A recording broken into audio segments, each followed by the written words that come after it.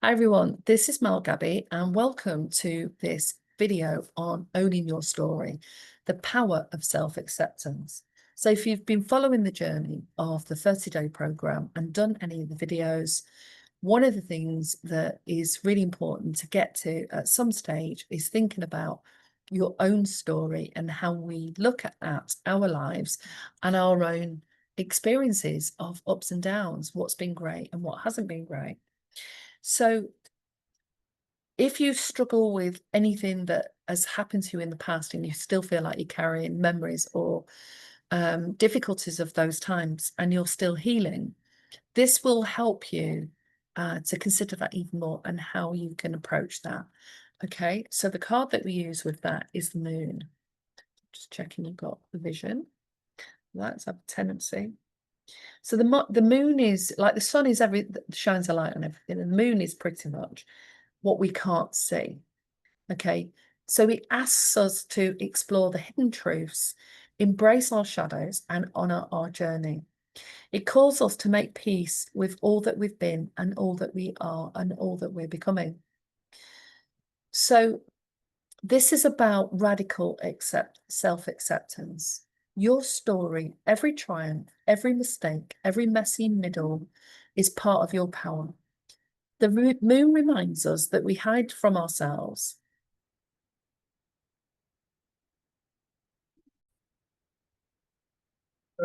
I keep having planes going over every 4 minutes.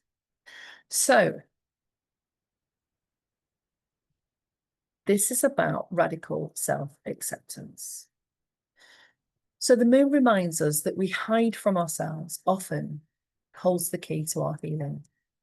When you stop rejecting pieces of yourself, you begin to radiate a whole magnetic energy that changes everything. Owning your story is not about perfection, it's about truth.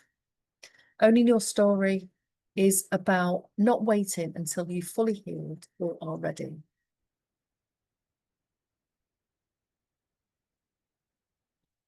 Okay, you are worthy. Your story is not a liability, it's your legacy. So choose a moment from your past that you've struggled with to accept. And then consider whether or not you think it's possible to rewrite that memory from the lens of compassion, resilience, and growth. How did that moment shape you into who you are and what you are today?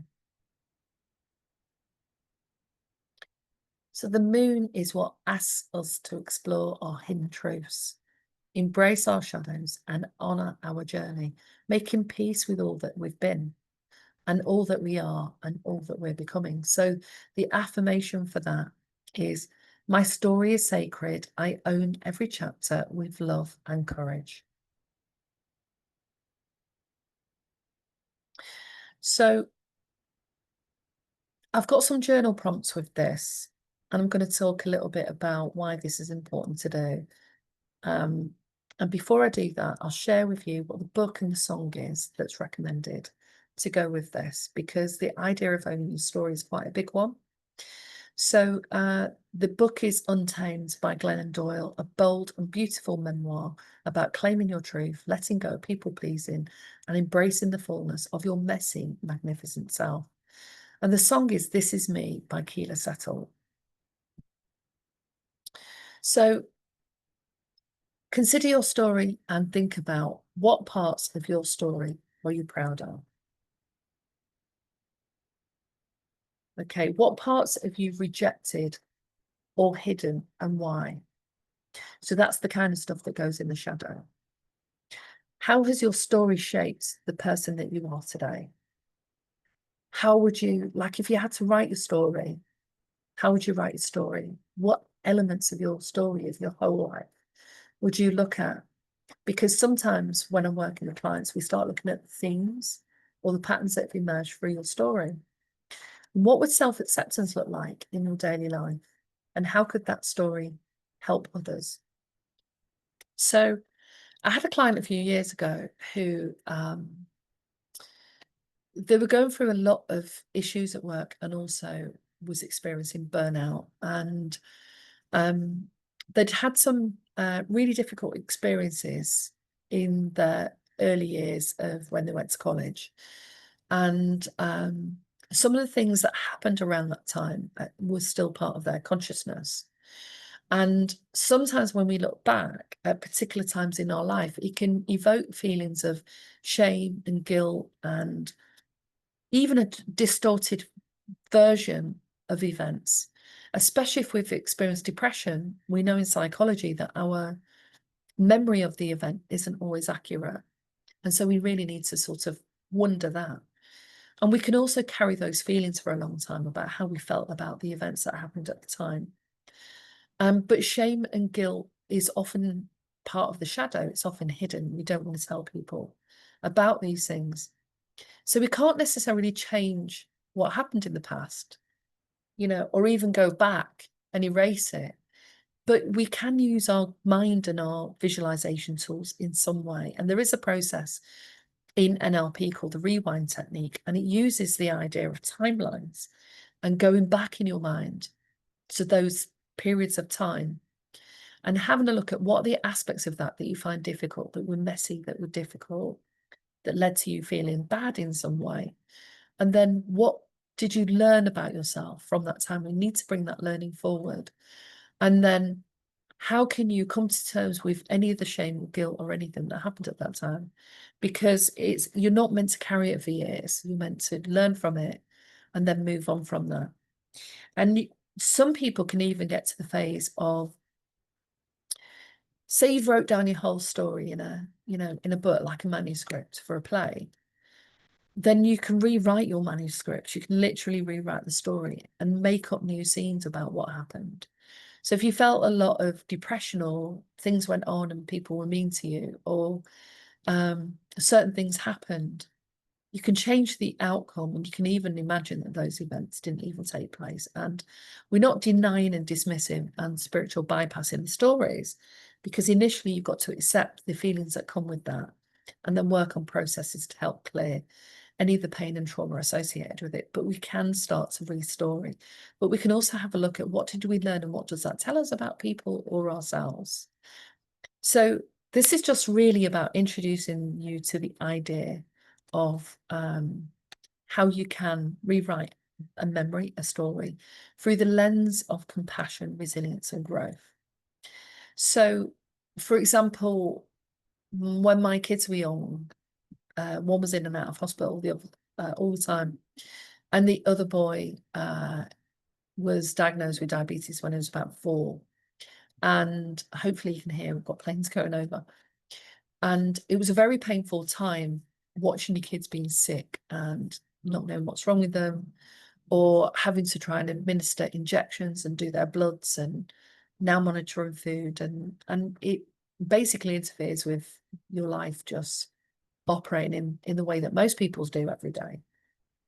But it's really, really tough to see your kids in pain and going through that period of time, and you're in and out of hospital all the time. You have lots of doctor's appointments, having to take on information, and your child's struggling with hypos and not feeling well, and now you're on alert. And I remember feeling on alert for a long time, of being worried in case something happened during the night.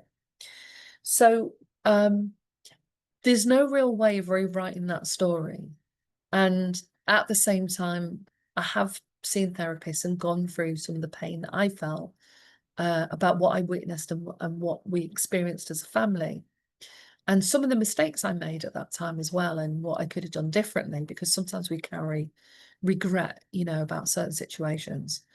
But also, what did I learn about that? And when I later went and worked in schools, my boys were older by this stage. I think they were just heading towards teen years. I started working with a lot of parents, and I was able to really connect with parents that were also struggling with their children. Either the kids had education issues or health issues. And I was really able to relate with the parents and understand where they were at and what they were trying to do. And they were trying to do their best.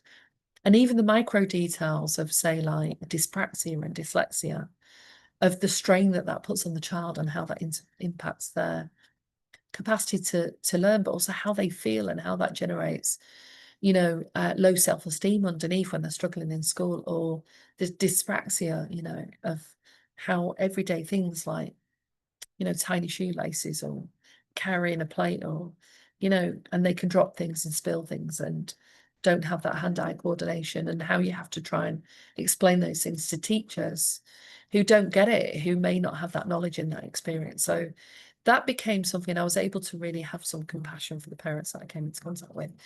And that made that more meaningful for me. Would I like to have not gone through that? Yes. Would I like for it to have been different? Yes. And my son to not have those experiences? Of course. Because a child, we know from Bowlby's work that if your child then ends up in hospital and they're hospitalized for a few days, a week, few weeks, and it was always a few weeks for us, that can be really traumatic for them. They're in a strange place. There's a lot of noise. There's a lot of clanging about, all these strange doctors who were staring at them and talking about them. And that was really tough. And that can create trauma and impact attachment styles. And we know a lot more about attachment styles. So this is thinking about your own story and how you talk about your story. And is your story full of, exciting times and things that went really well? Or is a sort of a cloud that hangs over your life, like the clouds in the sky, creating a shadow over a lot of your experiences? And so through this process, you might also start to get memories of fun things that you enjoyed and fun times. So just consider this for a moment and think about, if you were to write your own story, what would that include? And then use the journal prompts of what parts are you proud. So I've done lots of things that I'm proud of. And what things did I hide and why? I hid a long time about how I was really struggling about when I was when the kids were small and trying to cope with all that. But sometimes at the time, we're just trying to get on with paying the bills, paying the rent, going to work, and also trying to support your kids and manage that in day-to-day life. So we all have these messy lives and things that have happened to us, that some of it was good and some of it wasn't good. But what is the story that you have about that? So this is just either introducing you to the idea or looking at doing story and journal work as a way of helping you process anything that is still around from that time period.